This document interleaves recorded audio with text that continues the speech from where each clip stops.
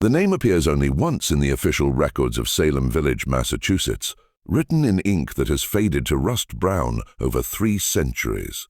Tituba. No family name, no place of origin, just a single word marking the testimony of a woman who confessed to witchcraft in February 1692, then vanished from every subsequent document as if she had never existed.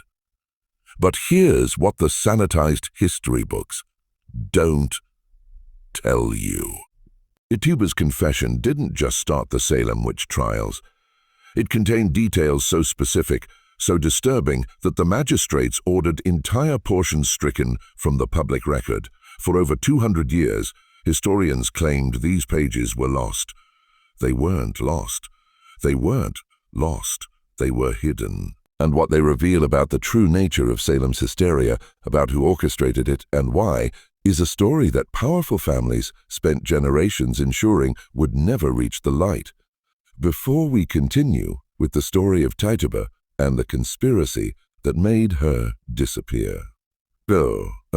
If you enjoy uncovering the darkest secrets of American history, make sure to subscribe to Circle of Fear 1 and hit the bell icon so you never miss a story that challenges everything you thought you knew.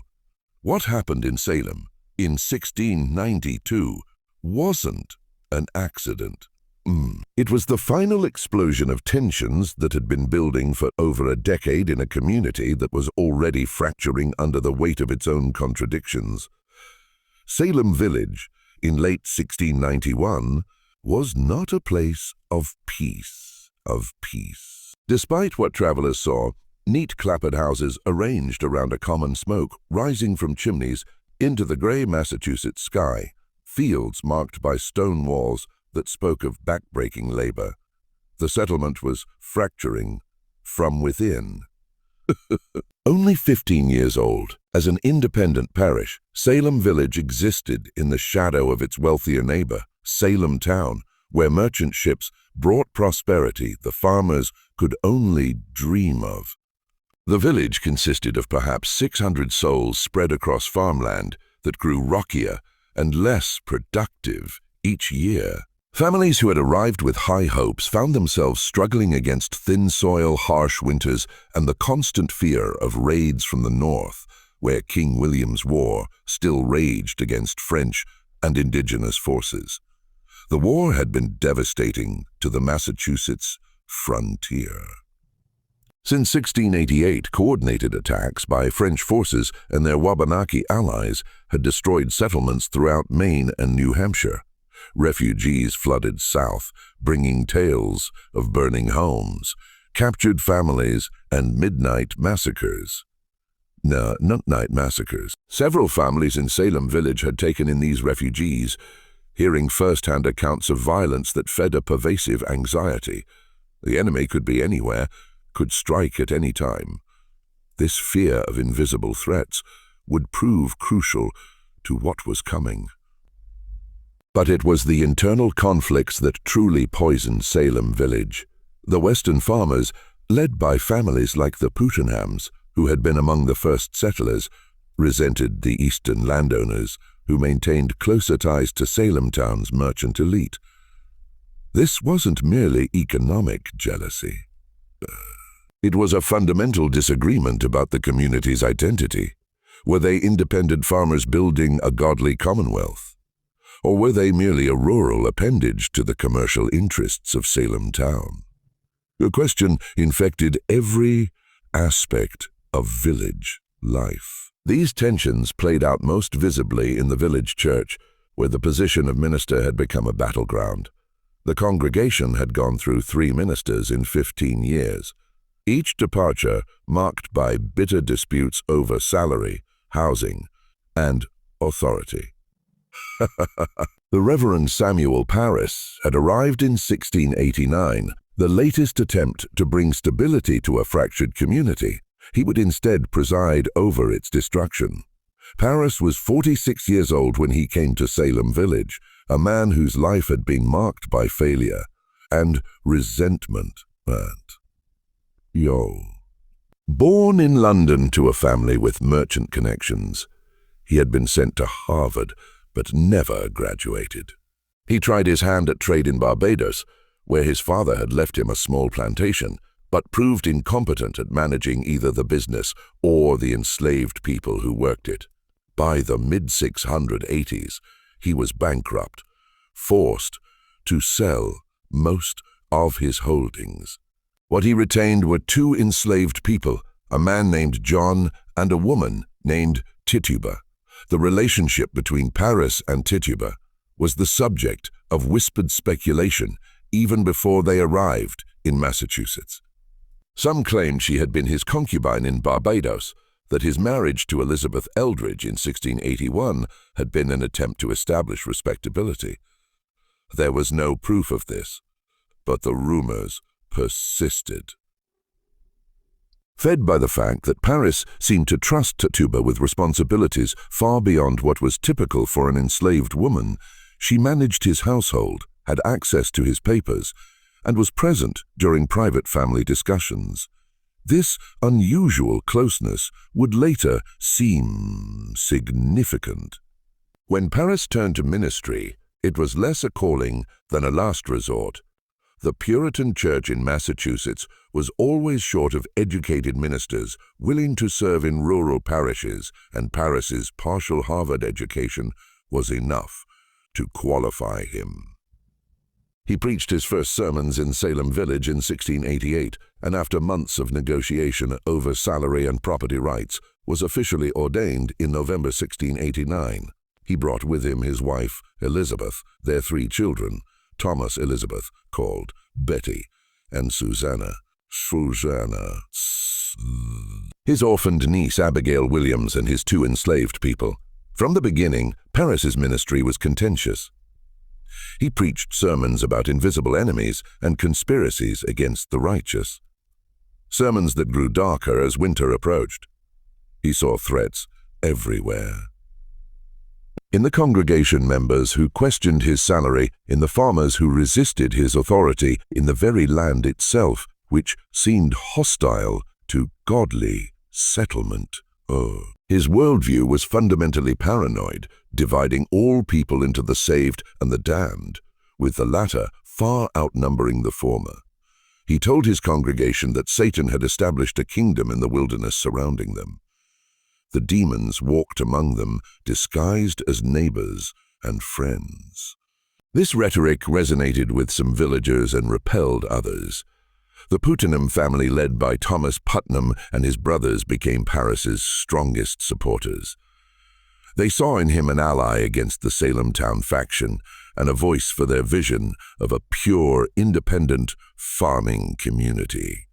The Porter family and their allies, who maintained commercial ties to Salem town, viewed Paris as a divisive troublemaker. They withheld portions of his salary and challenged his right to own the parsonage and its land. By late 1691, the village was essentially split into 2 camps, with Paris's position growing increasingly precarious. It was into this poisonous atmosphere that Tituba disappeared each night, climbing the narrow stairs to the unheated attic room she shared with John. She was perhaps 30 years old, though no one had ever asked. Her skin marked her as different in a community that prided itself on English purity, though whether she was African, indigenous, or mixed, the villagers debated in whispers. Some claimed she was a Carib from the islands. Others said she was African by way of Barbados. Still others insisted she had Spanish or Portuguese blood. The truth was that no one knew, and no one cared enough to ask her directly. She was simply the Indian woman, or Paris's slave. Her identity reduced to her status. Tituba spoke rarely, and always in a peculiar accent that some claimed was Spanish, others Portuguese, still others a corrupted English picked up in the Caribbean. She had learned the language in Barbados. That much was known before Paris purchased her and brought her to the frozen north. The transition must have been devastating. From tropical heat to New England winter, from a plantation with dozens of other enslaved people to isolation in a hostile village, from a place where her knowledge of herbs and healing was valued to one where such knowledge was viewed with suspicion. She worked from dawn until long after dark. Cooking, cleaning, tending the garden, caring for Betty and Abigail, spinning, weaving, making soap and candles, all the endless labor that kept a colonial household functioning. Paris paid her nothing. Of course, she was property, not a person, but he also depended on her completely. His wife Elizabeth was often ill, suffering from ailments that were never clearly diagnosed, but which left her bedridden for days at a time. Without Tituba, the household would have collapsed. In the kitchen where Tituba spent most of her hours, there was a particular stone in the hearth that had cracked from repeated heating and cooling. She would stare at that crack sometimes when she thought no one was watching. The pattern resembled a bird in flight, wings spread wide. Those who noticed thought she was simple-minded, prone to daydreaming. They had no idea she was remembering. Remembering what exactly? The historical record is silent, but we can imagine perhaps a life before enslavement, before the Middle Passage, or the plantation, or the sale that brought her to Paris. Perhaps family, language, home, all the things that had been stripped away. Or perhaps she was simply planning, calculating, waiting for an opportunity that she knew would eventually come. Because Tituba, as events would prove, was anything but simple-minded. The other person who spent significant time in the Paris household was Abigail Williams, Paris's niece. She was 11 years old in the winter of 1691-1692, orphaned under circumstances that were never clearly explained. Some said her parents had died in an Indian raid in Maine, others that they had succumbed to disease. Paris had taken her in out of family obligation, but he treated her more as a servant than a daughter. Abigail slept in a small room off the kitchen, helped Tituba with household work, and received minimal education beyond basic reading and religious instruction. Abigail was a sharp, observant child with a talent for reading people. She understood the tensions in the household, her uncle's resentment at his treatment by the congregation, her aunt's chronic illness, the whispered arguments about money. She also understood that her position was precarious. If Paris's ministry failed, if the family had to leave Salem Village, what would become of her? An orphaned girl with no property and no prospects had few options in colonial Massachusetts. She would likely be bound out as a servant to whatever family would take her. This anxiety made Abigail hyper-aware of power dynamics. She watched how her uncle wielded authority through his sermons, how certain families commanded respect while others were dismissed. She noticed that accusations carried weight, that reputation could be destroyed by whispers. She was learning lessons that would soon prove catastrophic. Betty Paris, by contrast, was a fragile, anxious child. At 9 years old, she was prone to nightmares and crying fits. Her father's dark sermons terrified her. He preached about children being born in sin, about the devil seeking to claim young souls, about the torments awaiting the damned. Betty took these warnings literally, lying awake at night, convinced that demons were waiting in the shadows of her room. Her mother's illness frightened her as well. She had already lost one infant sibling, and the fear that her mother might die haunted her. The relationship between Betty and Abigail was complex. They were close in age and spent most of their time together, but they were not equals. Betty was the minister's daughter, entitled to difference. Abigail was the orphan dependent, always aware of her inferior status. This dynamic would become crucial as events unfolded. The winter of 1691-1692 came early and stayed late. By January, snow lay 3 feet deep in places, and the wood supply in many homes ran dangerously low. The Paris household suffered along with the rest. The minister's salary was perpetually in arrears, paid partly in firewood that never seemed enough. Betty spent hours shivering by the insufficient fire while her father penned sermons about godly suffering. Abigail tried to entertain them both with games and stories, but the long dark pressed in on them. The isolation was profound. In summer, children could play outside. Women could visit neighbors, men could work in the fields, but winter locked everyone indoors, sometimes for days at a time when storms made travel impossible. The Paris household was particularly isolated because of the minister's conflicts with much of the congregation. Families that might have invited the children for visits stayed away. The girls had few friends, little entertainment, and endless empty hours to fill. It was Abigail who first asked Tuba to tell them stories. The enslaved woman resisted at first. Her place was to work silently, to be invisible despite her visible difference. But Abigail was persistent, and eventually on a January evening, when Reverend Paris was visiting a parishioner and Mrs. Paris lay ill in bed, Tituba sat with the two girls by the dying fire and began to speak. She told them about Barbados, the impossible heat that made New England summer feel cool by comparison, plants that bloomed in colors that didn't exist in gray Massachusetts, birds that could mimic human voices so perfectly you couldn't tell them from people. She described sugar plantations where hundreds of enslaved people worked fields that stretched to the horizon and the songs they sang to make the labor bearable. Bearable. She spoke of the ocean, vast and blue-green, so different from the cold, gray Atlantic that bordered Massachusetts. The girls were entranced. They had never traveled beyond Salem and its immediate surroundings. The world Tituba described was exotic, almost unimaginable. They begged for more stories, and Tituba obliged. Night after night, when circumstances allowed, she told them about the different peoples who lived in Barbados. Africans from various kingdoms, indigenous people from the mainland, Europeans from England, and Spain, and Portugal, and Holland, all mixed together in ways that would have been impossible in Puritan New England. And then, because the girls begged for something frightening, she told them about the Oya practitioners.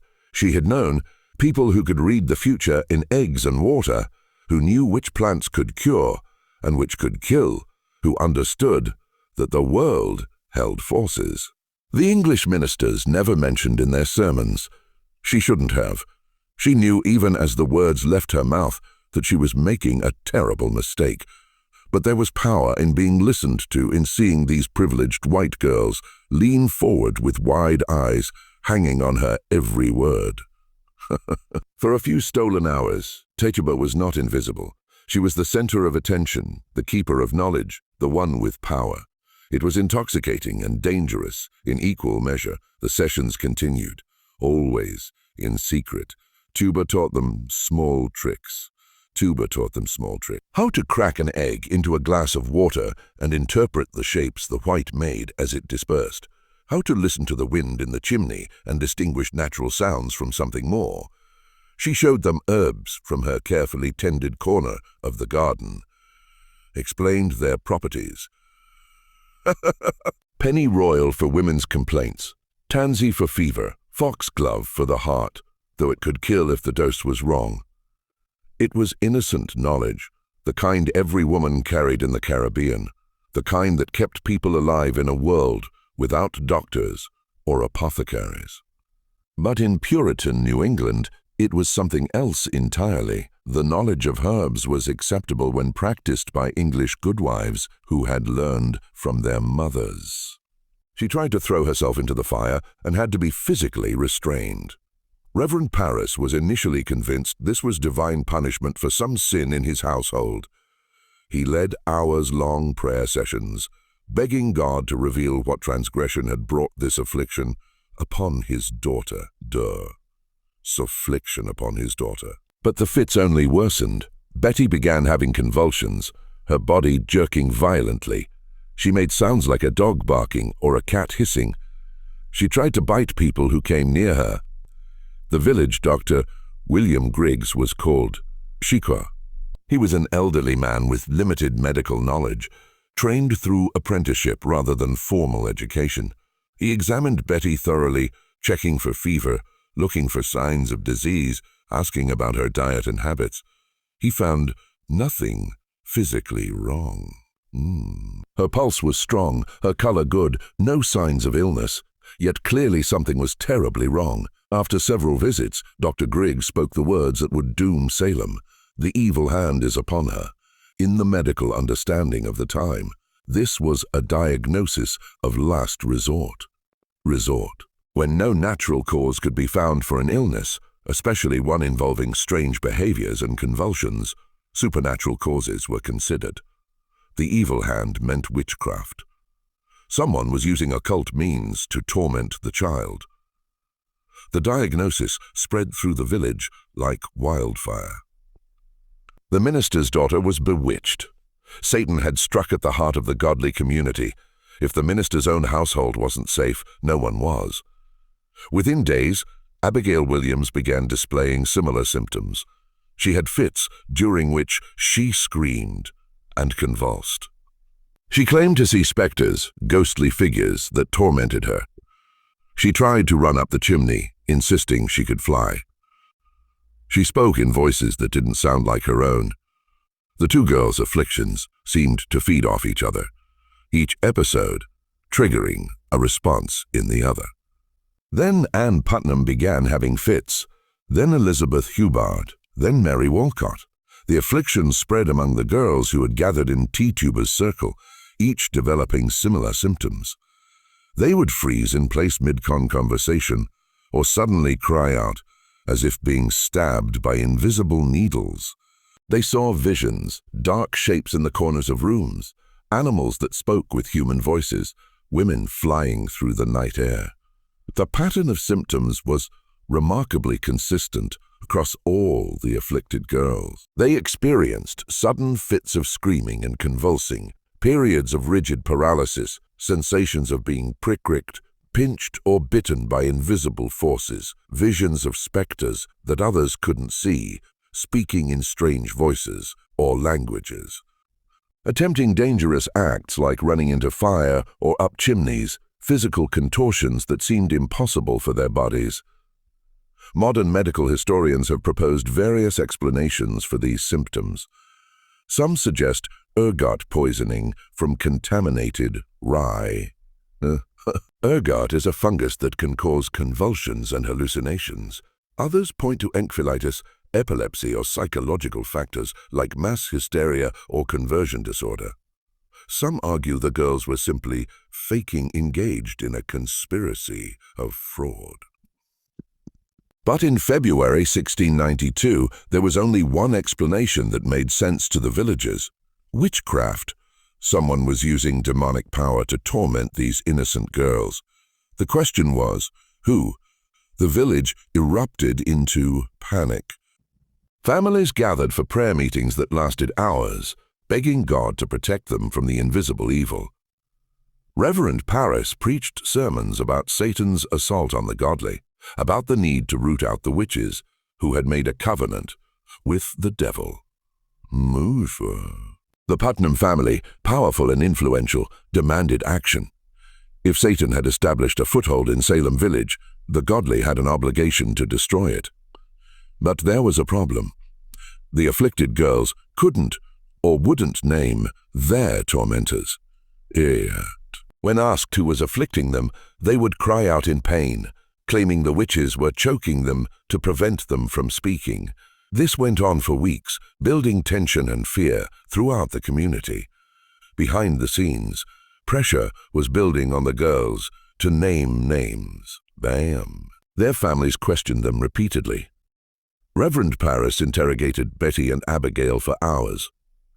The village leaders made it clear that the crisis couldn't be resolved until the witches were identified. The girls were the only ones who could see the specters, the only ones who could name the guilty. The entire community was depending on them. It's impossible to know what was going through the girls' minds during this period. Were they genuinely experiencing something they interpreted as supernatural attack?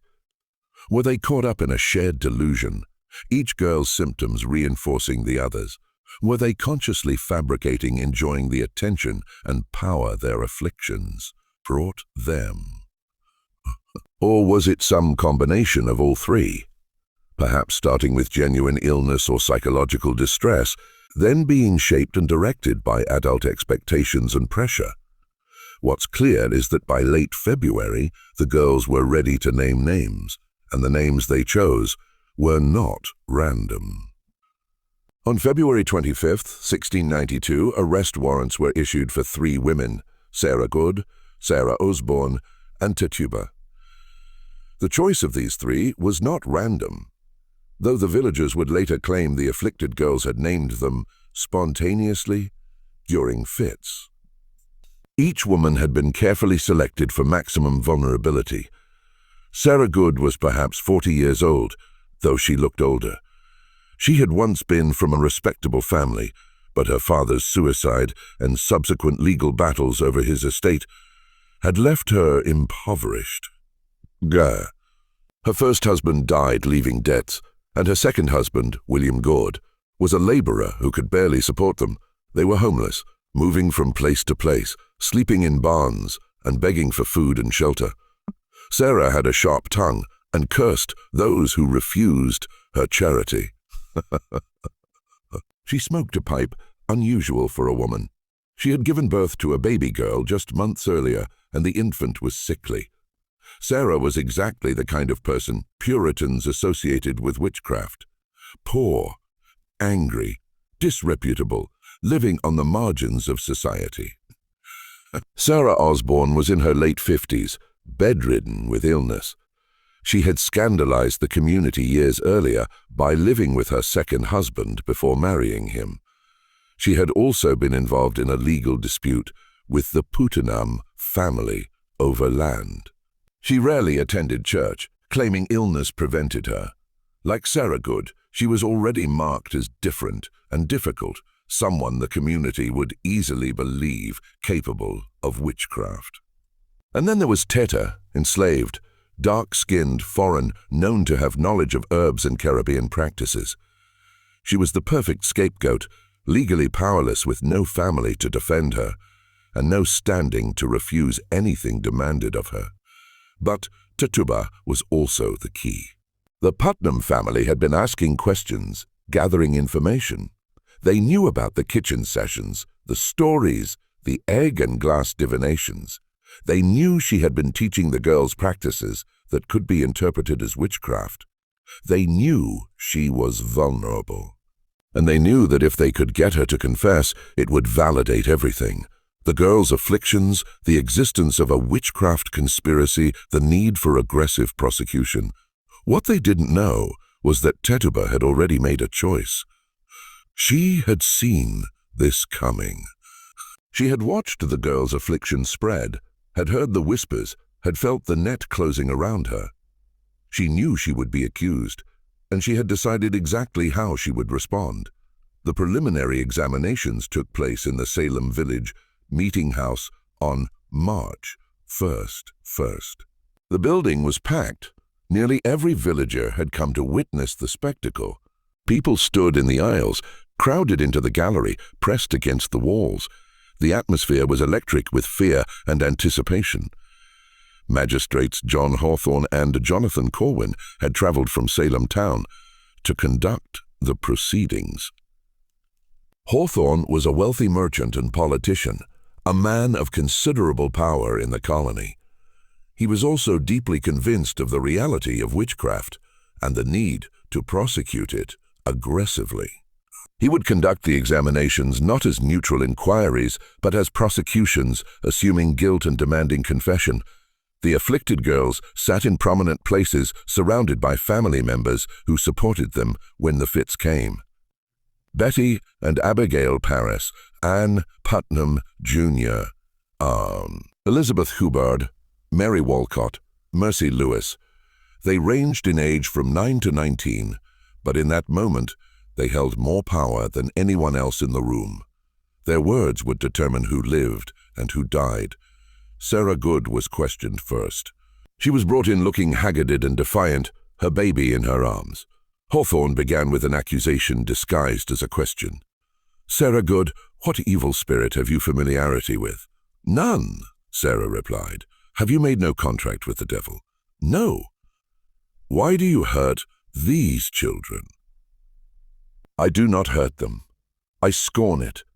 The magistrate pressed her, asking the same questions in different forms, trying to trap her in contradictions. Sarah denied everything with sullen defiance, insisting she was innocent, that she had never hurt the children, never made any covenant with the devil.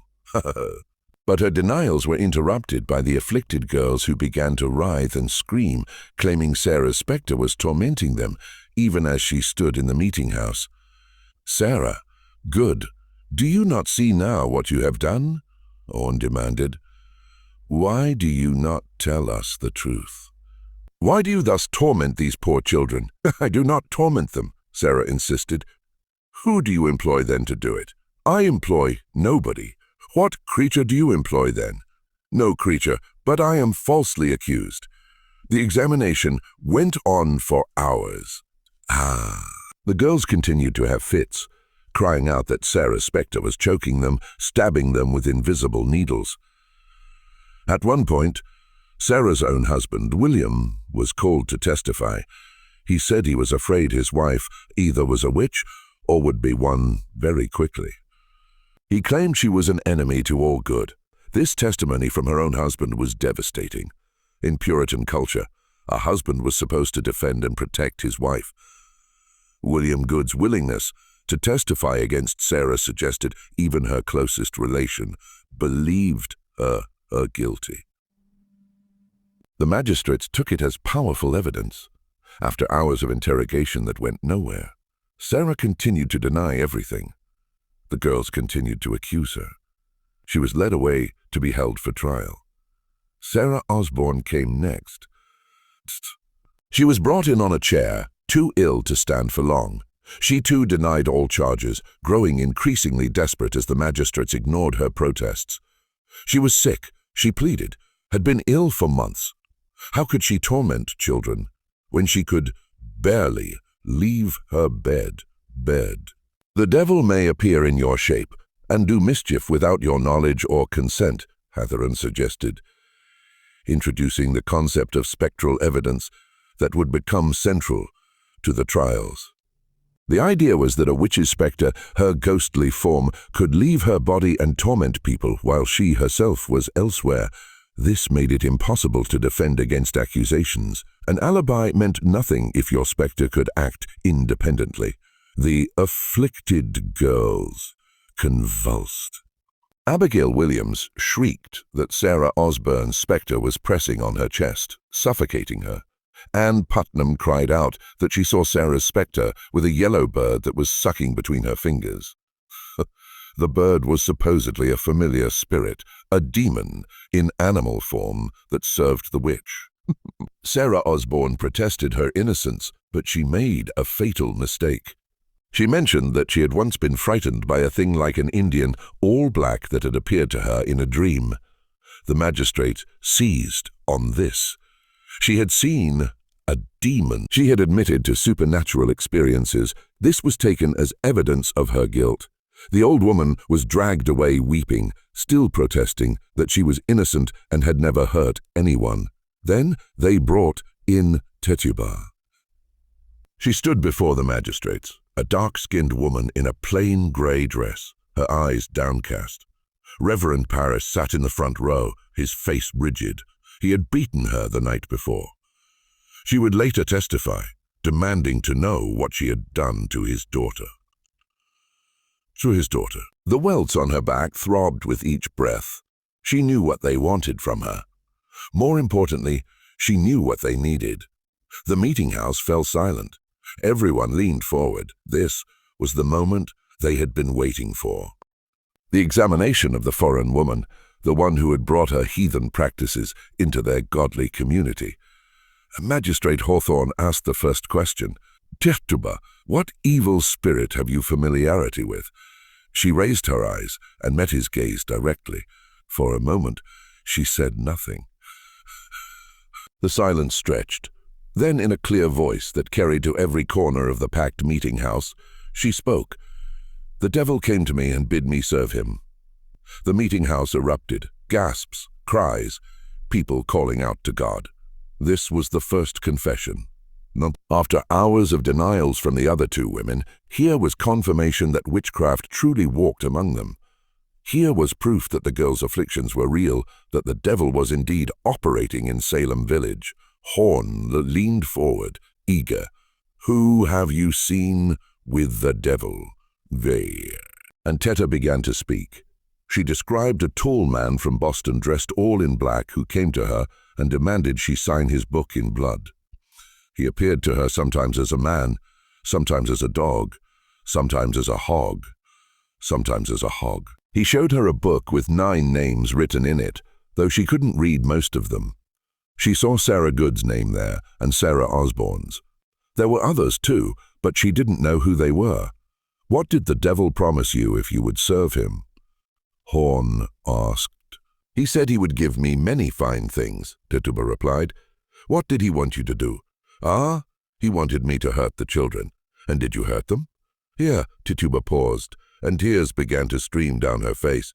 "He made me hurt them. I tried not to, but he was too powerful. He hurt me when I refused." "He hurt me when I refused." She showed marks on her arms, bruises that could have been from anything but which she claimed were from the devil's punishments. The magistrates questioned her for hours. That first day, the crowd listened, rapt. Tuba's testimony was everything they had hoped for, and more. She described in vivid detail her encounters with the devil. He came to her at night, she said, appearing first as a tall man with white hair dressed in black clothes like a minister. He told her she must serve him or he would kill her. He showed her his book and demanded she sign it. "Baby, sign it." When she refused, he heard her pinching her, threatening her with worse. Eventually, she said she gave in. She signed the book, not with a pen, but with blood from her finger. The devil pricked her finger, and she made her mark. After that, he had power over her. He commanded her to hurt the children, and she had to obey. "How did you hurt them?" Horn asked. "He gave me things to use," Tituba said. "Poets, little dolls made of rags. He told me to stick pins in them, and when I did, the children would feel pain." "Where are these puppets now?" I don't know. He took them away." "Who else have you seen with the devil?" "I saw Sarah Good and Sarah Osborne. They were at a meeting with the devil. There were others, too. A tall man with white hair and a woman with white hair. I don't know their names." This was crucial. Tituba was describing not just individual witches, but a conspiracy. A coven of witches meeting together with the devil. This confirmed the magistrate's worst fears. It wasn't just a few isolated cases of witchcraft. It was an organized assault on the godly community. Instead, she would be held as a witness against other suspects. They needed her testimony to build cases against the real conspiracy she had revealed. Tituba was led away to jail. She had saved her own life through her words, at least temporarily. Sarah Good and Sarah Osborne would eventually die. Sarah Osborne in prison of illness in May. Sarah Good hanged on Gallows Hill in July, but Tituba would survive because she had given Salem what it needed. Not just a witch, but a doorway into a hidden world of evil. The problem was that the doorway, once opened, couldn't be closed. March 1692 bled into April, and the accusations multiplied like a plague. The afflicted girls, emboldened by the magistrate's belief in their sufferings and empowered by the attention their afflictions brought them, began naming names, and the names they chose revealed the true nature of what was happening in Salem Village. On March 11th, Martha Corey was accused. This was shocking. Martha was a full church member, a woman known for her piety and sharp intelligence. She had made the mistake of expressing skepticism about the girls' afflictions, suggesting they might be faking. She had also questioned whether spectral, evidence should be trusted. After all, if the devil could appear in someone's shape without their consent, how could you prove guilt? Her skepticism made her suspect. The logic was circular and inescapable. Only a witch would question the reality of witchcraft. Only someone in league with the devil would doubt the girl's testimonies. Martha's intelligence and independence, qualities that might have been admired in a man, made her dangerous as a woman. When Martha was brought in for examination on March 21st, the afflicted girls put on their most dramatic performance yet. They mimicked her every movement. When she shifted her weight, they shifted theirs. When she bit her lip, they cried out that they were being bitten. When she wrung her hands, they screamed that their hands were being wrung. It was a grotesque pantomime, and the magistrates took it as proof of her guilt. Clearly, she was controlling the girls through witchcraft, making them mirror her actions. Martha tried to defend herself with logic and reason.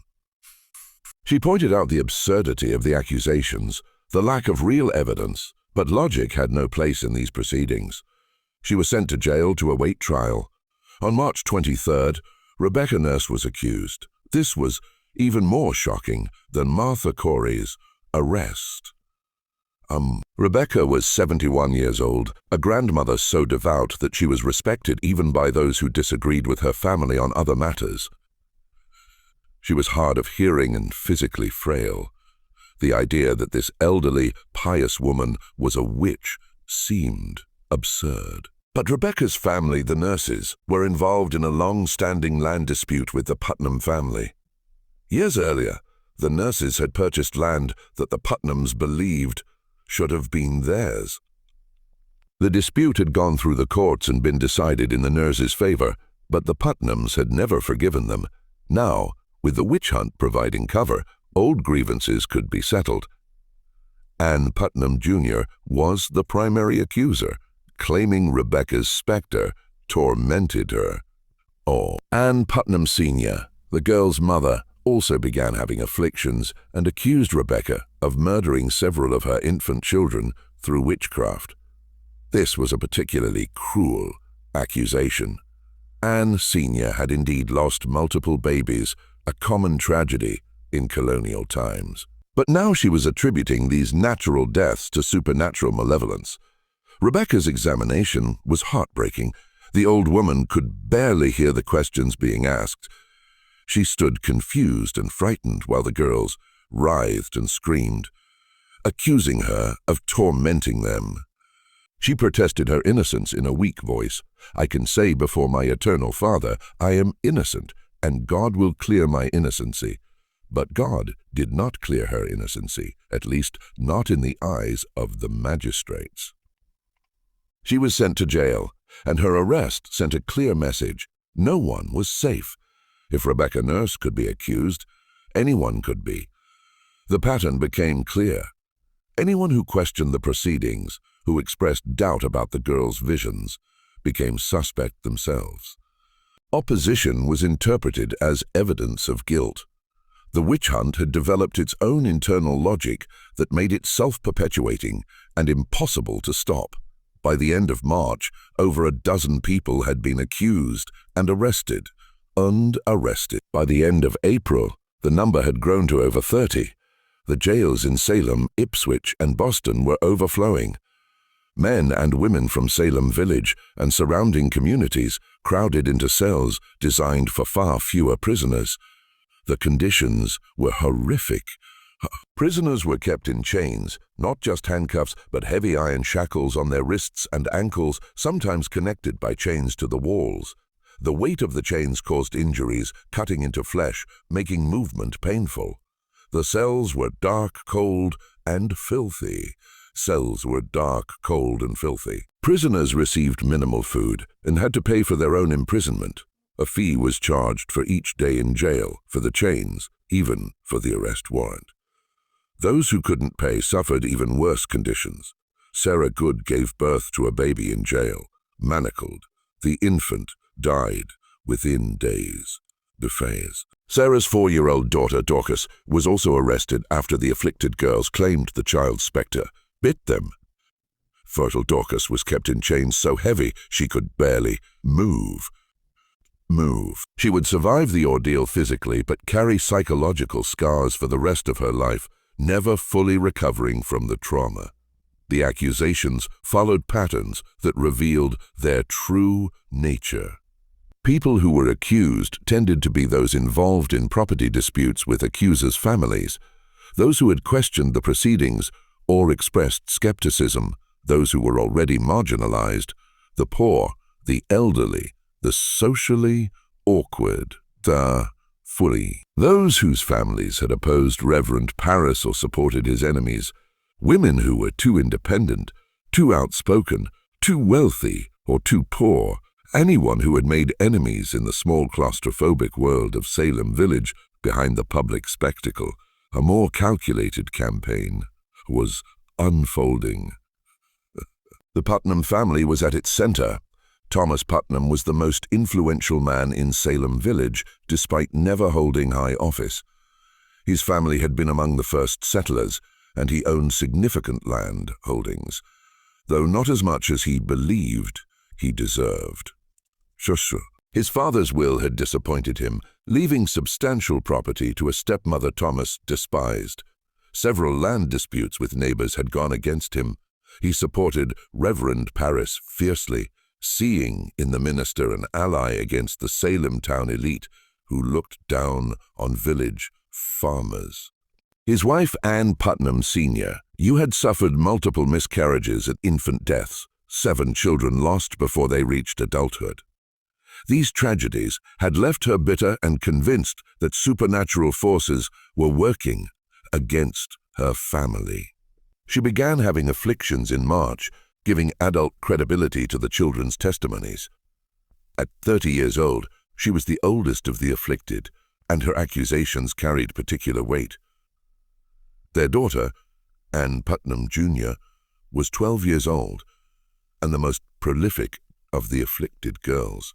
She would eventually accuse 62 people of witchcraft, more than any other accuser. Some historians would later note that nearly every person an accused had some connection to the Putnam family's grievances. People who had won land disputes against them, families who supported rival factions in village politics, those who had questioned Reverend Paris's right to certain property. But Anne Jr. was a child. Someone was guiding her accusations, providing names, describing old resentments in language. A 12-year-old transformed into visions and spectral torments. That someone was her mother, Anne Putnam Sr., who would herself begin having afflictions in March. The Putnam women, mother and daughter, became the twin engines driving the witch hunt forward. The magistrates never questioned this pattern because it confirmed their worldview. Satan would naturally target a godly family like the Putnams. The fact that accusations lined up with temporal disputes was simply evidence that the devil worked through earthly grievances to divide communities. They investigated nothing, verified nothing. The spectral evidence, testimony that a witch's ghost or demon had appeared to cause harm, became sufficient for arrest and trial. In May, the crisis reached a new level. A new governor arrived in Massachusetts, Bay Colony. Sir William Phips found his province in chaos, with jails full of accused witches and no legal framework for trying them. The previous governor had been recalled to England, leaving the colony in administrative limbo. Phips had been appointed to restore order, but he arrived to find a situation spiraling out of control. Phips quickly established a special court of Oy and Terminina, a court with authority to hear and determine the witchcraft cases. The court's judges were drawn from the colony's elite. William Stoughton, the lieutenant governor, served as chief justice. The other judges included Samuel Jewell, John Richards, Nathaniel Soltento, Waite Winthrop, Bartholomew Gedney, John Hathorne, and Jonathan Corwin. These were powerful men convinced of the witchcraft conspiracies, reality. Stoughton in particular was a hardliner, absolutely certain that Satan had established a kingdom in Massachusetts and that aggressive prosecution was necessary to destroy it. He would prove to be the driving force behind the executions to come. The court's first session was scheduled for early June. But before the trials could begin, the judges had to resolve a crucial legal question. What kind of evidence would be admissible? In English law, witchcraft was difficult to prove because it was an invisible crime. You couldn't see someone casting a spell or making a pact with the devil. You needed either a confession or testimony from witnesses who had seen suspicious activities. But the Salem cases relied primarily on spectral evidence, the testimony of afflicted persons, that they had seen the accused person's specter tormenting them. The problem with spectral evidence was obvious and obvious. It was completely subjective and impossible to verify. If someone claimed to see your ghost attacking them, how could you prove they hadn't? You couldn't. The only defense was to deny it, but denial was taken as further evidence of guilt. Some ministers and legal authorities expressed concerns about spectral evidence. Most notably, several Boston ministers wrote a letter urging caution, pointing out that the devil might appear in the shape of innocent people to deceive the afflicted. If that was possible, then spectral evidence alone couldn't prove guilt. But the judges, led by Stoughton, decided to allow spectral evidence. They reasoned that God wouldn't permit the devil to appear in the shape of innocent people. That would be too deceptive, too contrary to God's justice. Therefore, if someone's specter was seen tormenting the afflicted, that person must have given the devil permission to use their shape, which meant they were guilty. This decision sealed the fate of everyone accused. With spectral evidence admissible, conviction was almost inevitable.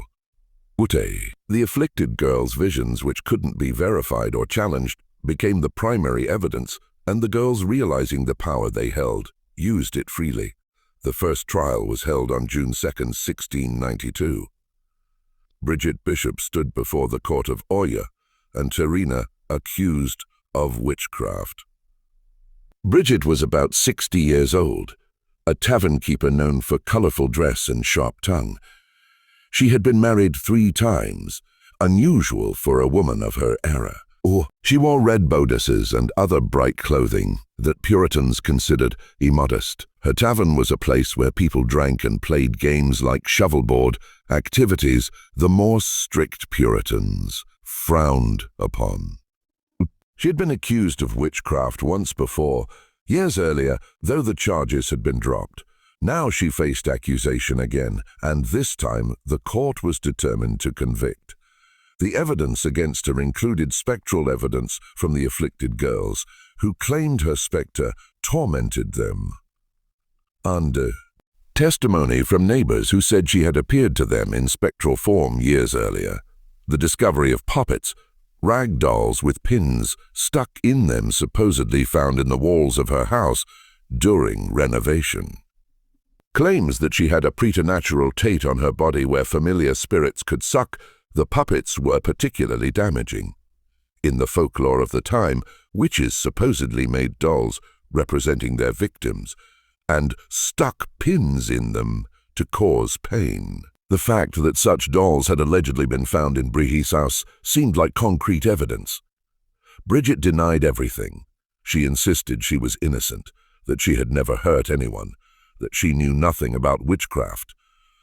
But her denials were useless. The spectral evidence was overwhelming, and the judges were convinced of her guilt. The trial lasted only 1 day. The jury deliberated briefly and returned a verdict. Guilty. Bridget Bishop was hanged on June 10, 1692, on a rocky outcrop that would become known as Gallows Hill. She was the first execution of the Salem Witch Trials, but she would not be the last. After Bridget's execution, there was a brief pause. One of the judges, Nathaniel Soltento, resigned from the court, reportedly disturbed by the proceedings and the reliance on spectral evidence, but he was quickly replaced and the trials continued. The next session of the court was held in late June. 5 women were tried and convicted. Sarah Good, Rebecca Nurse, Susanna Martin, Elizabeth Howe, and Sarah Wilds. Rebecca Nurse's trial was particularly controversial. Despite the spectral evidence against her, many people testified to her good character. 39 members of the community signed a petition declaring their belief in her innocence. The jury initially returned a verdict of not guilty, but Chief Justice Stoughton was not satisfied. He sent the jury back to reconsider, pointing out testimony they had supposedly overlooked. Under pressure, the jury changed their verdict to guilty. Governor Phipps granted Rebecca a reprieve, but then rescinded it after the afflicted girls had renewed fits. Rebecca Nurse, 71 years old and pious to the end, was condemned to hang. Sarah Good went to her death cursing Reverend Nicholas Noyes, who urged her to confess. "You are a liar," she shouted at him. "I am no more a witch than you are a wizard, and if you take away my life, God will give you blood to drink." According to legend, Noyes died years later of a hemorrhage, choking on his own blood.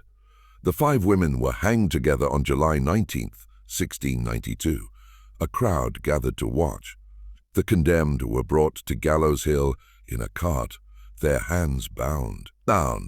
They were allowed to pray and speak final words, though Sarah Good's curses were probably not what the authorities had hoped for. Then, one by one, they were hanged.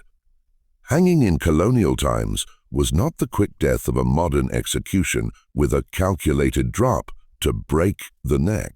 One to break the neck. The condemned were made to climb a ladder. A noose was placed around their neck, and then the ladder was removed. They died slowly of strangulation, their bodies jerking and convulsing as they suffocated. It could take several minutes. The crowd watched it all.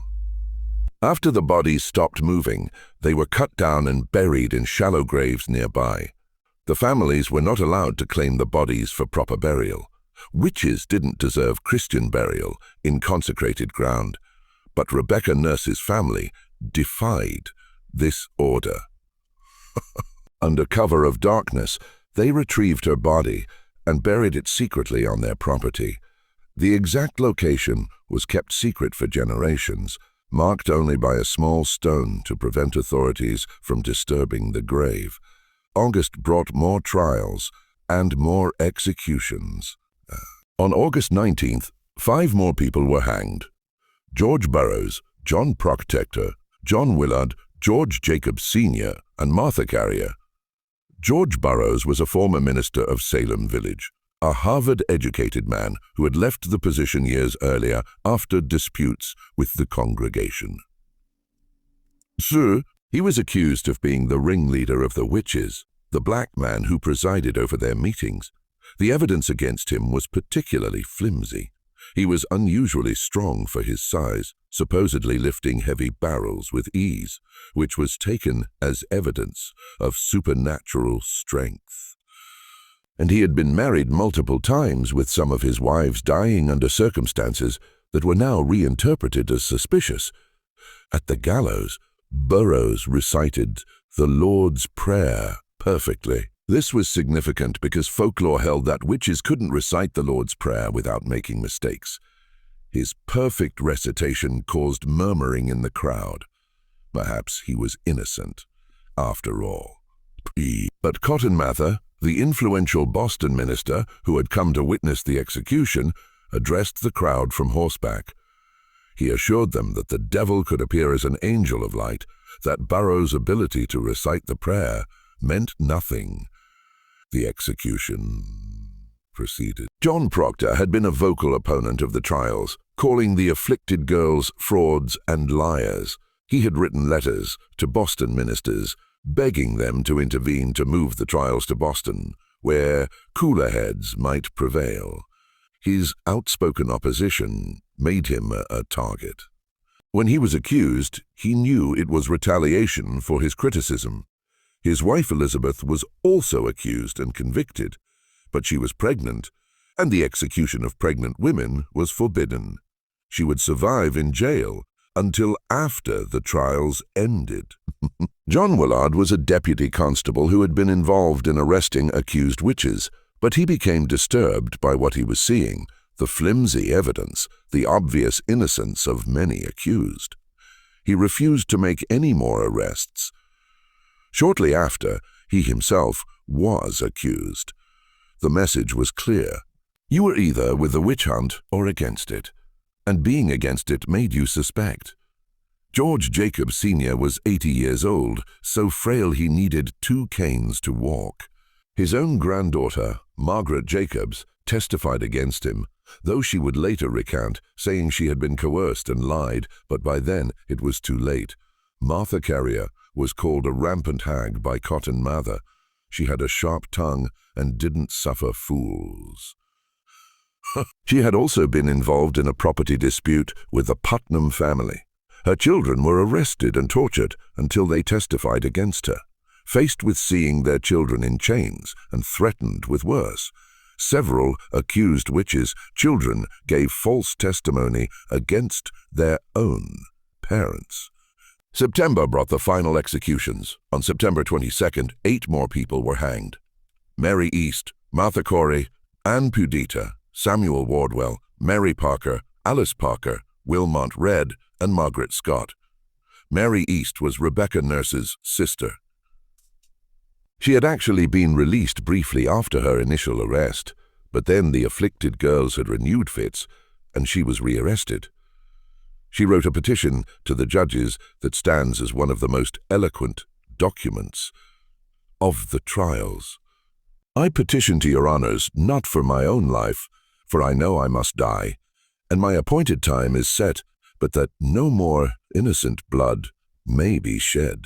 I would humbly beg of you that your honors would be pleased to examine these afflicted persons strictly and keep them apart sometime, and likewise to try some of these confessing witches. I, being confident there is several of them, has belied themselves and others. She was asking the judges to do what they should have done from the beginning. Test the afflicted girls' testimonies. Separate them to see if their stories remained consistent. Question the confessions that had been obtained through coercion and torture. But her petition was ignored.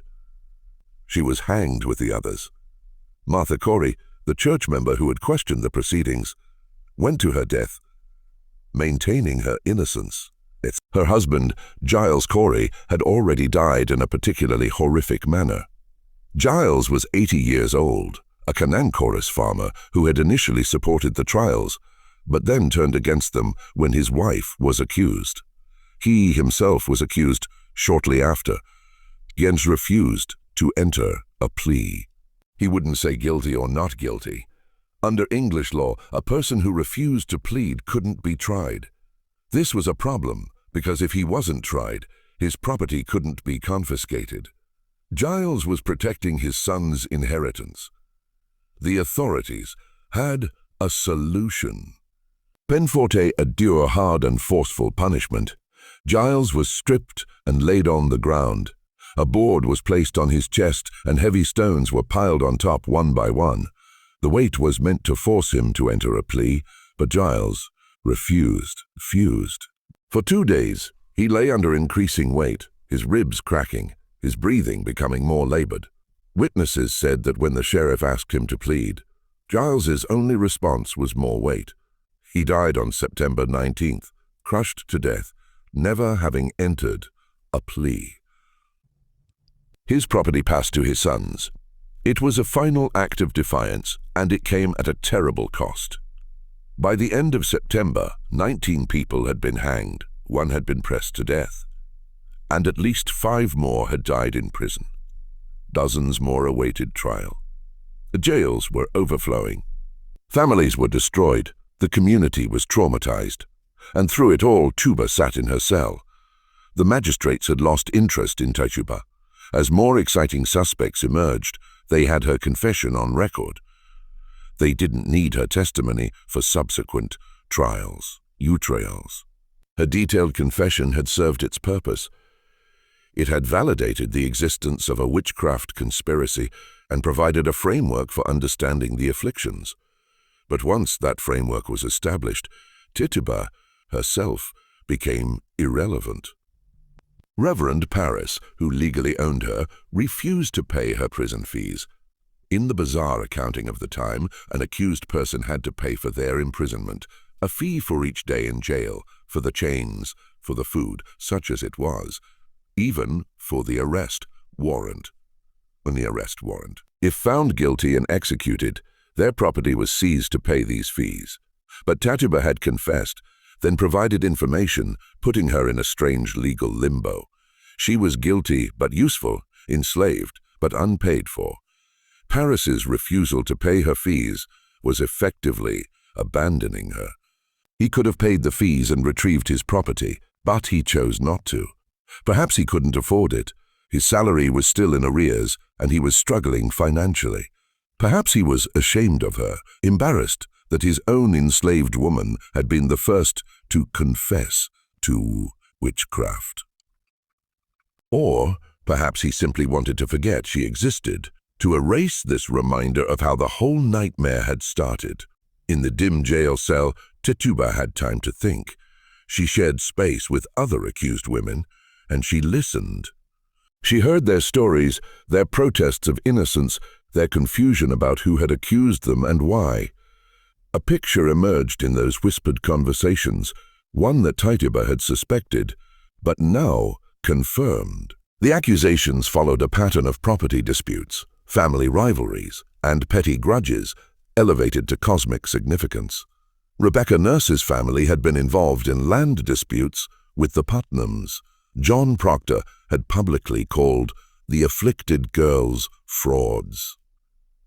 Martha Corey had questioned the proceedings. George Burroughs had left Salem Village years earlier under contentious circumstances. On and on, each accusation could be traced to some mundane conflict. Now recast as spiritual warfare, Tituba understood because she had initiated this pattern. Her testimony had been strategic from the beginning. "Oh, fool."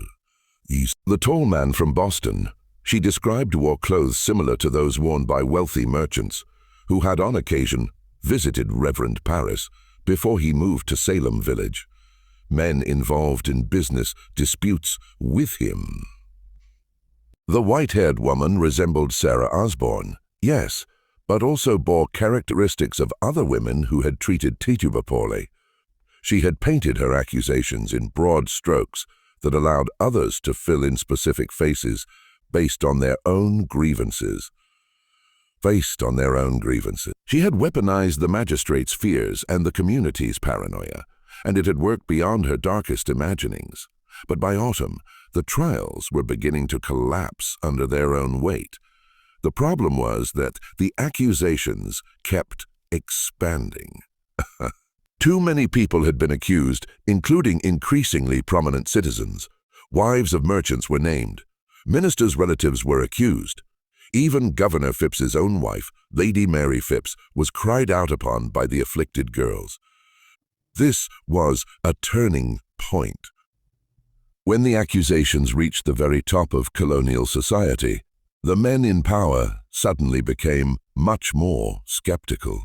The spectral evidence that had seemed so convincing when applied to marginal figures like Sarah Good or Rebecca Nurse appeared dangerously unreliable when it threatened the governor's wife.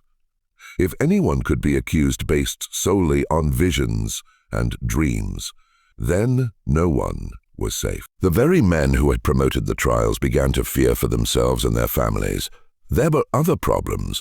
Several of the confessed witches had recanted, saying they had lied under torture or coercion. Margaret Jacobs, who had testified against her grandfather, George Jacobs Sr., publicly recanted her testimony, admitting she had been forced to lie. She wrote, "They told me if I would not confess, I should be put down into the dungeon and would be hanged. But if I would confess, I should save my life. The confessions, which had been taken as proof of the conspiracy's reality, were revealed to be products of torture and fear. If the confessions were false, what did that say about the entire proceedings?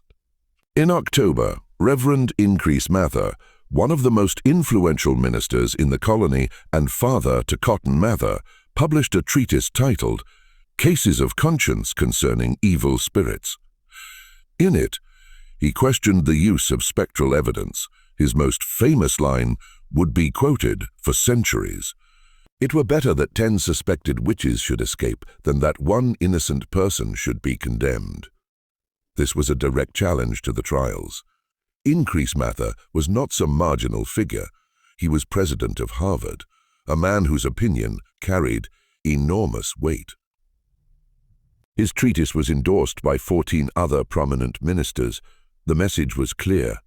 The trials had gone too far, and the methods being used were unreliable. Governor Phipps, seeing the political winds shift and worried about his wife's safety, dissolved the Court of Oie Intermina on October 29, 1692. The trials were suspended. A new superior court was established with strict rules about evidence. Spectral testimony was no longer sufficient for conviction. Confessions obtained through coercion were inadmissible. Physical evidence was required. The new court convened in January 1693. Of 52 people tried under the new rules, only 3 were convicted, and Governor Phipps quickly pardoned them. By May 1693, all remaining accused persons had been released or pardoned. The witch hunt was over. The final toll was devastating. 19 people hanged, 1 person pressed to death, at least 5 deaths in prison, over 200 people accused, dozens of families destroyed. A community traumatized for generations, except for Teta. She remained in jail because Reverend Paris refused to pay her prison fees. In the strange economy of the time, she couldn't be released until someone paid for her imprisonment. Months passed. The other prisoners went home to try to rebuild shattered lives. Families sought restitution for loved ones executed or imprisoned.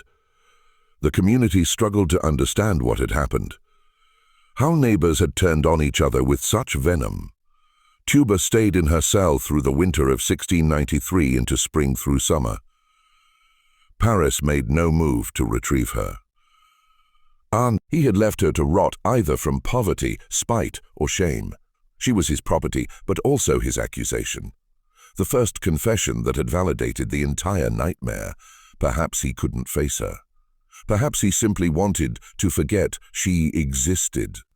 The conditions of her continued imprisonment were harsh. By this point, she was alone. The other accused had been released or executed. She was kept in chains, in a cold, dark cell. She received minimal food. No one visited her. She had been forgotten by everyone except the jailer, who charged daily fees for her imprisonment. In April 1693, 13 months after her arrest, an unknown person paid Tituba's prison fees.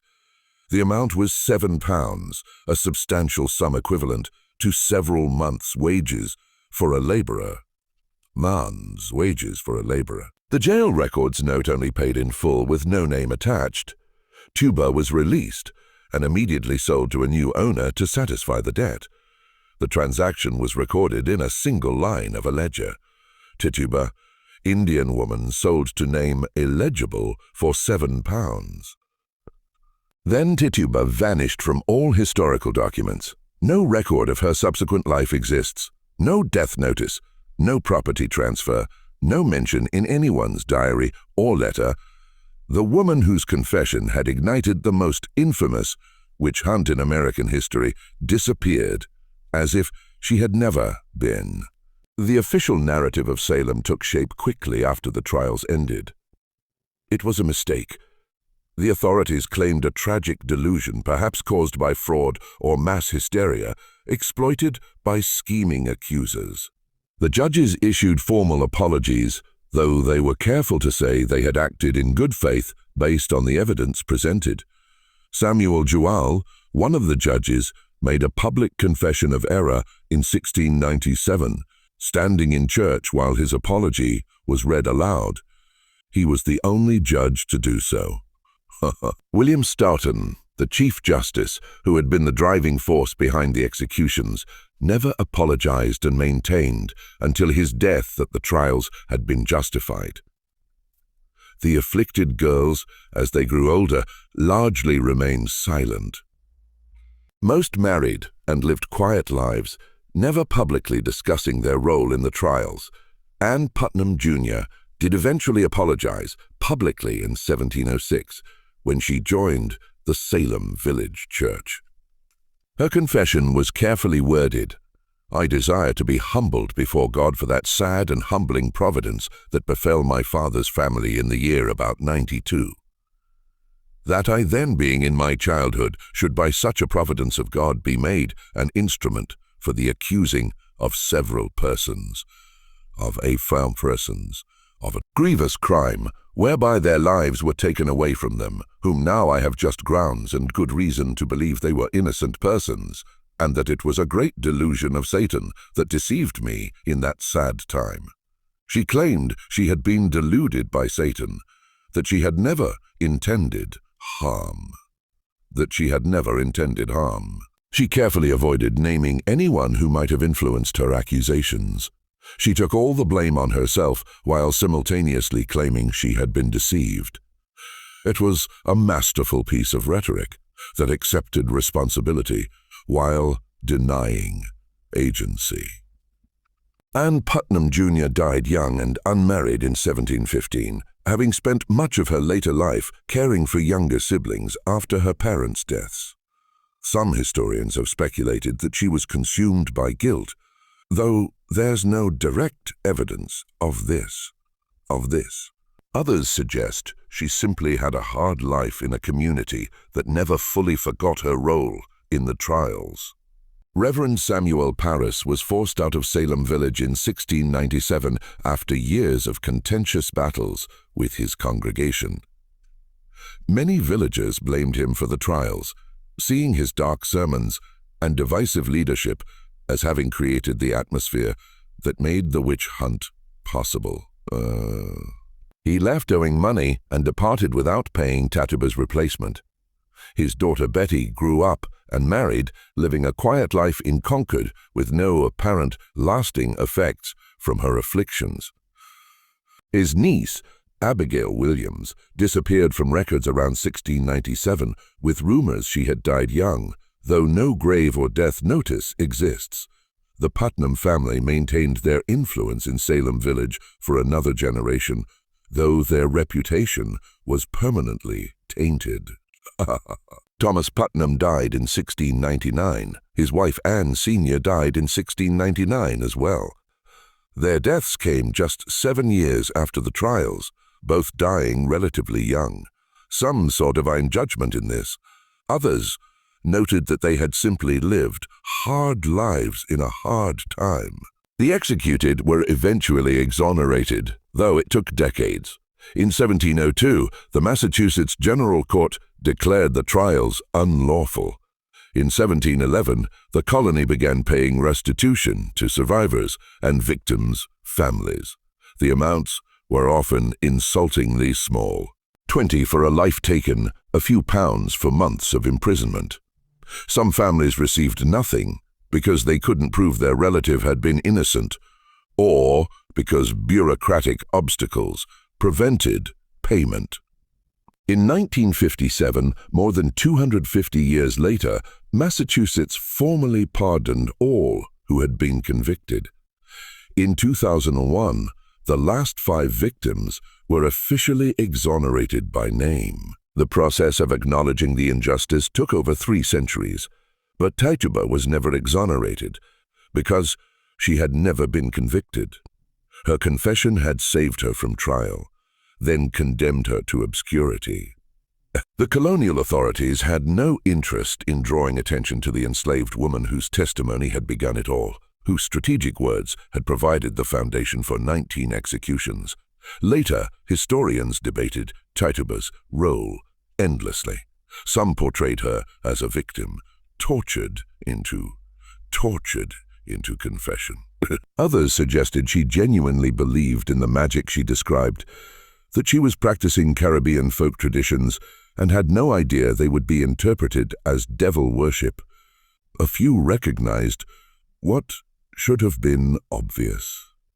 Tituba was brilliant, manipulative, and desperate, willing to say whatever necessary to survive, even if it meant condemning others. The truth was likely all of these, and more. Tituba had been stolen from her homeland, enslaved, dragged across the ocean to a frozen land where she was isolated and abused. When Reverend Paris beat her and demanded to know what she had done to his daughter, she had a choice. Maintain innocence and likely be executed as Sarah Good, and Sarah Osborne would be or confess and give the magistrates what they craved. She chose survival, and in crafting her confession, she was careful, so careful to implicate people who had harmed her, even as she left details vague enough to be interpreted broadly. That tall man from Boston could have been any number of people. The white-haired woman might have been anyone the listeners wanted to see. Tituba had opened a door and let Salem's own darkness pour through it. The resentments, the land disputes, the religious paranoia, the social hierarchies, all of it dressed up in tales of devil worship and spectral torment. But the document trail suggests something even more disturbing. In 1957, a historian researching the Salem trials at the Massachusetts Archives discovered a collection of documents that had been misfiled for over 2 centuries. Marion Starkey was working on her book, The Devil in Massachusetts, when she found them. A folder marked simply Salem Miscellaneous that contained original transcripts of Tituba's examinations. These weren't the cleaned-up versions that had been published in the early 1700s. These were the actual notations made by the court recorder during her 3 days of testimony, complete with crossed-out sections, marginal notes, and annotations. What Starkey found was shocking. Tituba's testimony had been substantially edited before being made public. The published versions removed dozens of specific details from her confession. References to particular merchants in Boston were struck out. Descriptions of certain prominent families' activities were deleted. Most tellingly, an entire section in which Tituba described being approached by gentlemen in fine clothes from Salem town before the trials began was completely excised.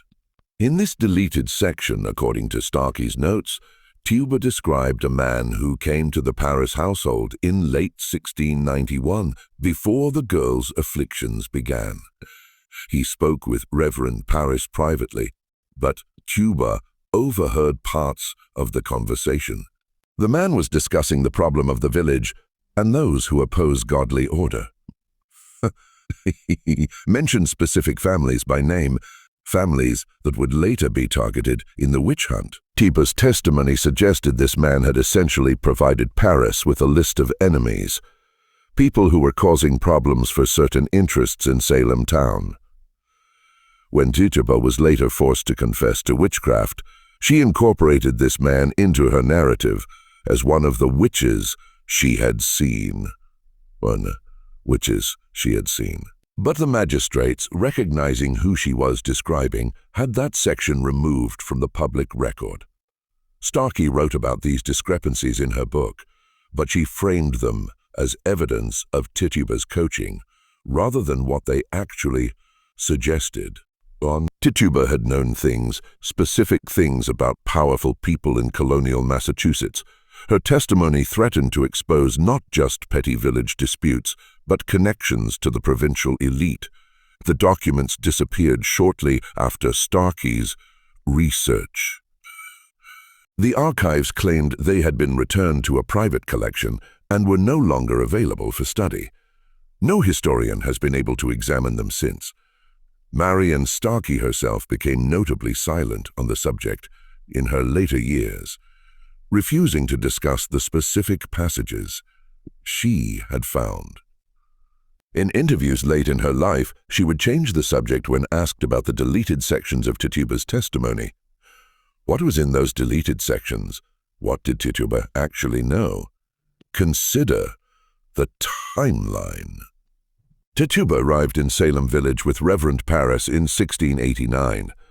Paris had been a merchant in Barbados before becoming a minister, a failed merchant by most accounts, who turned to the clergy when his business ventures collapsed.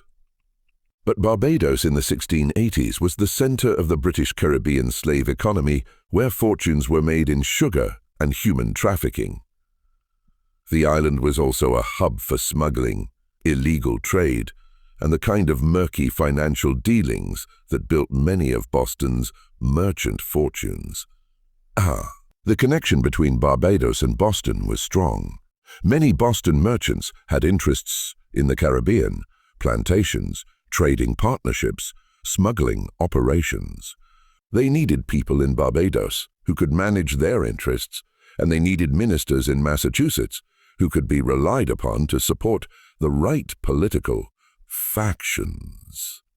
What if Tituba, as an enslaved woman in Paris's household in Barbados, had seen things, overheard conversations, learned names and connections? Enslaved people were invisible to their masters in the most dangerous way.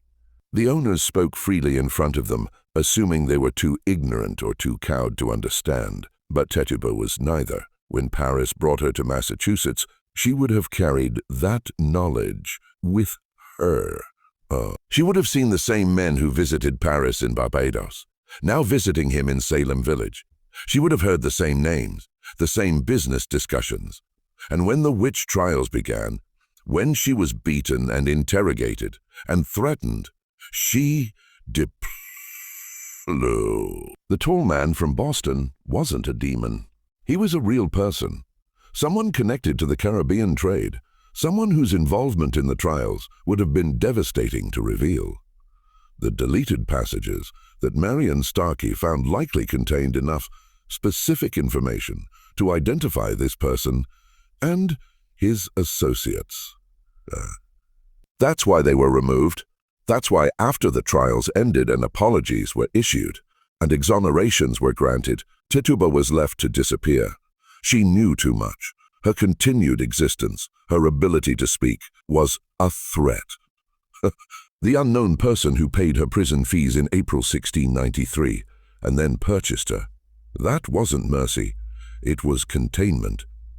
Someone bought her silence along with her body, then made sure she could never tell her story again. Salem Village tried to forget. The meeting house where the examinations took place was eventually torn down. The homes of the executed were sold off. The accusers married and had children and told them nothing of what they had done. The village itself was renamed Danvers in 1752, perhaps hoping a new name would erase the old stain. But in the quiet hours, people remembered. They remembered the screaming girls and the crowded courtroom.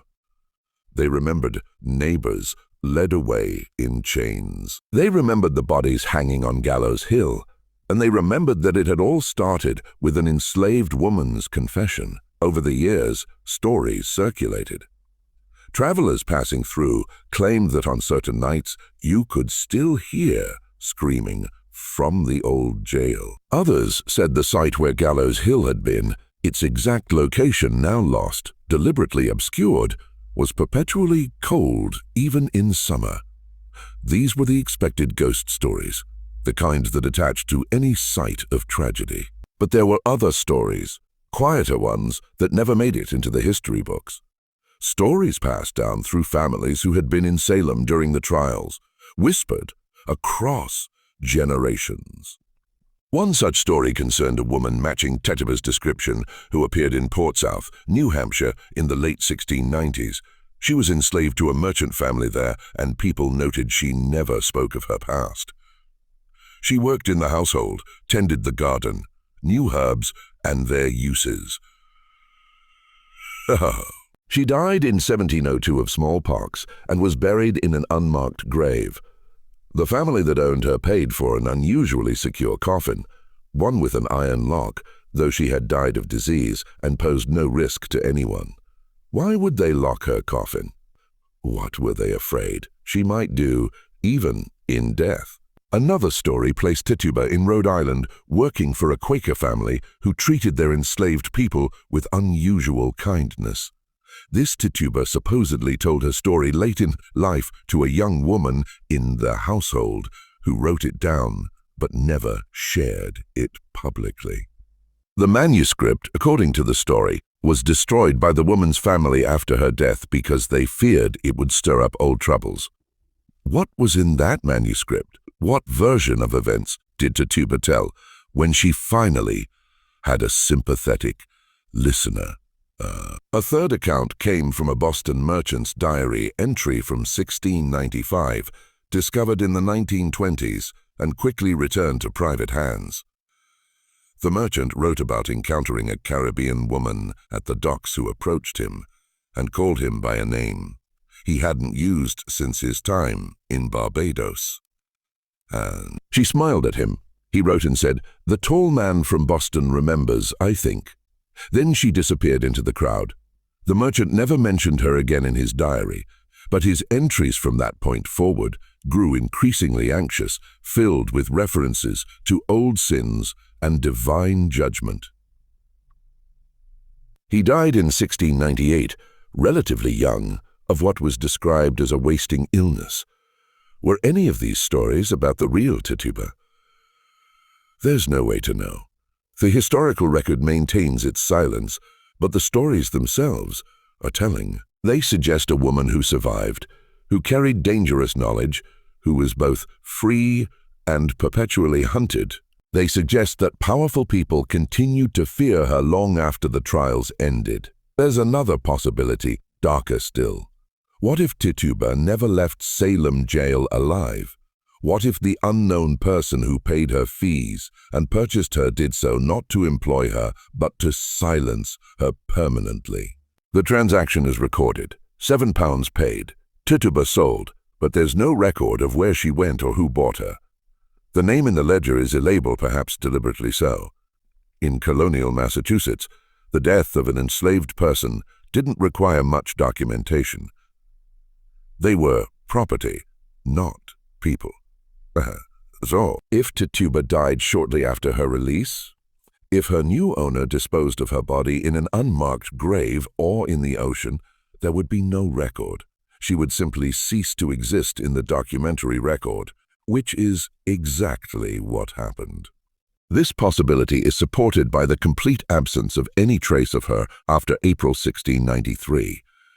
In a society that documented everything, births, deaths, property transfers, church memberships, legal disputes, Tituba leaves no mark.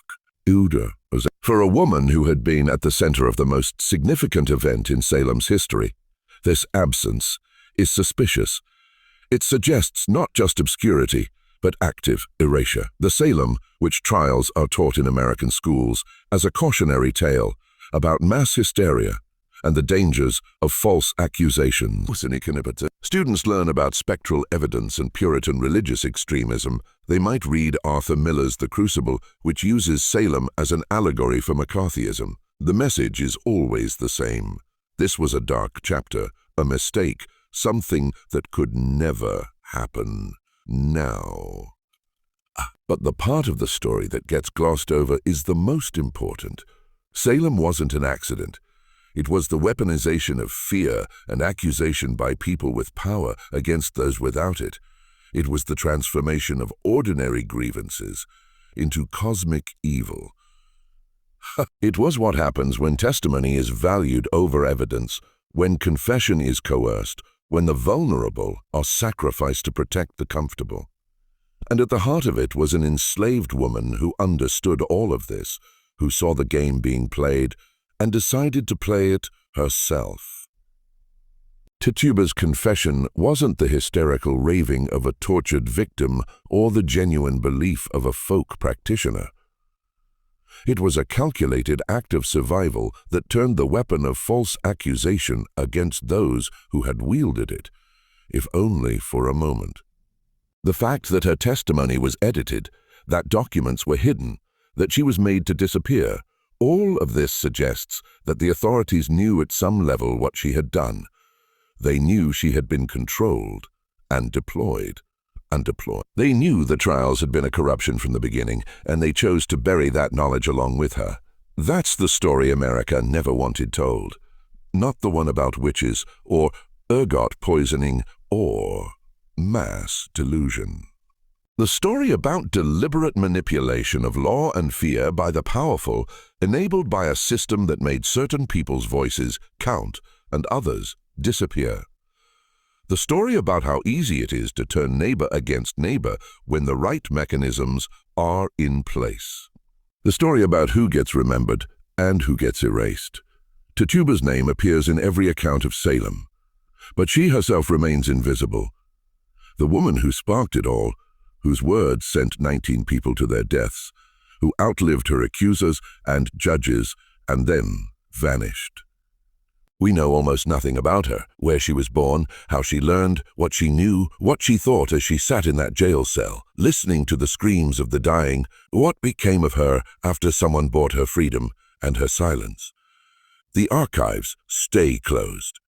The documents remain missing. The descendants of Salem's prominent families maintain their respectability, and Tituba stays buried in the blank spaces of history, a name without a face, a voice without an echo.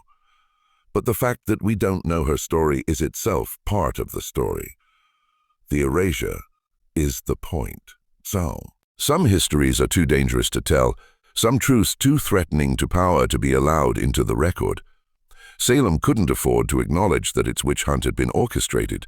The testimony had been coached and edited, that an enslaved woman had been both victim and strategist. So they let her disappear, and in that disappearance, in that carefully maintained silence, lies the real horror of Salem. Not demons or witches or spectral torment, just people with power protecting themselves. And a woman who briefly threatened that power before being swallowed by the mechanism she had helped create. The question that haunts Salem isn't whether witches were real. It's what happened to Tituba. Where did she go after April 1693? Did she live out her days in quiet servitude, carrying her secrets to an unmarked grave? Did she die shortly after her release, silenced permanently by those who feared what she knew? Or did she survive, moving from place to place, always looking over her shoulder, always aware that powerful people wanted her gone? We'll never know. The historical record is silent, and that silence is deafening. It tells us everything we need to know about who controls history, whose stories get told, and whose get buried. 300 years later, we're still telling stories about Salem. We've built museums and memorials. We've written books and plays and movies. We've analyzed the trials from every angle, psychological, sociological, legal, religious. But we still don't know what happened to the woman who started it all.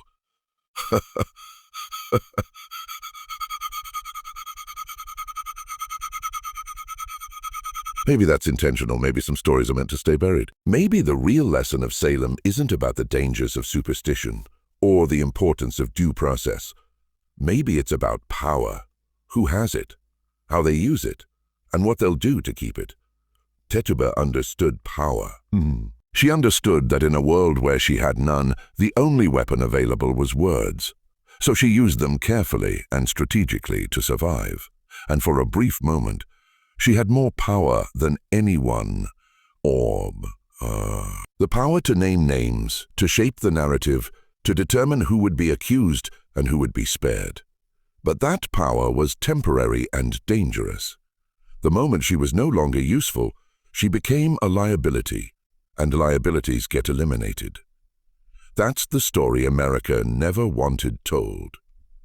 Not because it's about witchcraft or Puritans or colonial Massachusetts, but because it's about now, about how power works, about who gets to speak and who gets silenced, about whose stories matter and whose disappear. Tituba's story matters, not because she was innocent. She wasn't by any reasonable measure. Her confession, however strategic, contributed to the deaths of innocent people. But her story matters because it reveals the machinery of oppression, the way systems of power use the vulnerable against each other, the way truth gets buried when it threatens the comfortable, and the fact that we still don't know what happened to her, that her fate remains a mystery after 3 centuries, tells us that the machinery is still running, the archives are still closed, the documents are still missing. The powerful are still protecting themselves. Some ghosts don't haunt houses, they haunt history. And Tituba's ghost haunts every gap in the record, every missing document, every unanswered question about Salem. She's there in the silence, in the things we don't know and aren't allowed to know. Maybe that's the most terrifying thing about Salem. Not what happened, but what we're still not allowed to understand about what happened. Not the executions, but the erasure. Not the witch hunt, but the cover-up. And at the center of it all, invisible and inescapable, is a woman whose name we know, but whose story we don't. A woman who spoke words that changed history, then disappeared into the silence that history creates for people like her. Tituba, no family name, no place of origin, no grave, no ending, just a name in the records and a void where her life should be. That void is the story. That silence is the truth, and it's still speaking if we're willing to listen. What do you think of this story? Could Tituba have been silenced to protect powerful families, or was her disappearance just the tragic fate of countless enslaved people whose stories were never recorded? Leave your comment below. And if you want to discover more hidden stories from America's darkest chapters, make sure to subscribe to Circle of Fear 1 and turn on notifications. History has a way of burying the truths that matter most.